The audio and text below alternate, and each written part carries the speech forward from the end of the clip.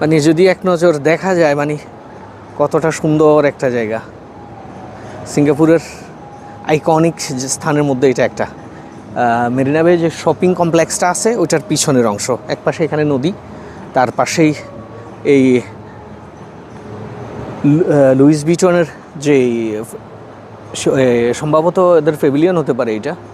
তারপরে এখানে আরও একটা জিনিস, সব ওয়ার্ল্ডের সবচেয়ে দামি দামি যে বড় বড় ব্যাংক যেগুলো আছে সবগুলোর এখানে ব্রাঞ্চ আছে। মোট কথা হলো এটাই হলো সিঙ্গাপুরের ওয়ান অফ আইকনিক প্লেস, যেটা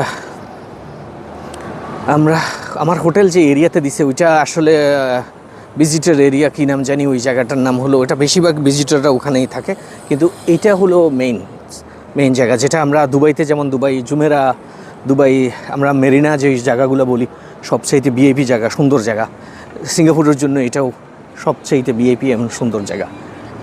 এখানে আরেকটা জিনিস যদি আমি আপনাদেরকে দেখাই, এটাও